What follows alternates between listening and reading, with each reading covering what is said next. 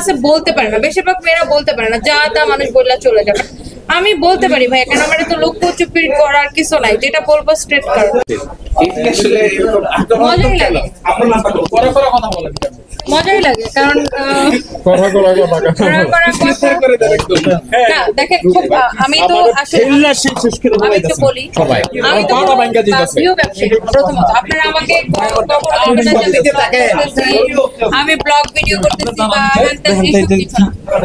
আমার কাজ কি প্রোডাক্ট এখন আননেসেসারি যদি কেউ মানে ধর আমার ব্যক্তিগত বিষয় নিয়ে ওর মন করা একটা মন্তব্য করে ফেলে, অনেক সময় ইগনোর করি, ব্লক করি, বাট সামটাইমস আসলে আমার মনে হয় যে আসলে কিছু মানুষকে কিছু বলা উচিত। মানে আমি অনলাইনে কাজ করে দিকে শুধু মেন্টাল পেইনটা আমি কেন নিব, ওরা একটু নিই।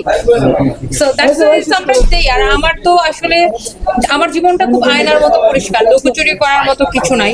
সো আমি স্পষ্টভাবে কথা বলতে পছন্দ করি। সো আমি অনলাইনে কাজ করি, দেখেন আজকাল মানুষের মধ্যে একটা ব্যাপার আছে, সেটা হচ্ছে ও অনলাইনে সেলার, অনলাইনে কাপড় বিক্রি করে, অনলাইনে বেচে, অনলাইনে ফেসবুকে কাম করে, ফেসবুকে স্যারা দেখায়, but they don't have any idea যে আপনার ফেসবুকে কাপড় বিক্রি করে হোক, ফেসবুকে মধু বিক্রি করে হোক, আর জিরা বিক্রি করে হোক, ফেসবুকে কাজ করে বাংলাদেশের কত লক্ষ লক্ষ মানুষের কর্মসংস্থান হচ্ছে, কত মানুষ নিজের পায়ে দাঁড়াচ্ছে, কত মানুষ বাড়ি গাড়ি করে ভরাই ফেলতেছে। এখন কিছু মানুষ আছে জানেন, অন্য কোনো কাজ নাই, ওর শুধু ফেসবুকে দেখবে, ফেসবুকে ব্যাসে লাইক এরকম আর কি।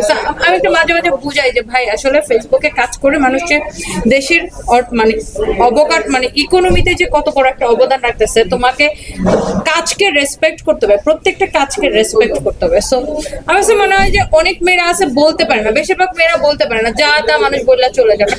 আমি বলতে পারি ভাই, কেন আমার তো লক্ষ্য চুপি করার কিছু নাই, যেটা বলবো স্ট্রেট কারণ, তাই জন্য আমি বলে দিই। আচ্ছা আপু, আপনার কাছে একটা প্রশ্ন আছে, আপনার ভক্তরা জানতে চায় আবার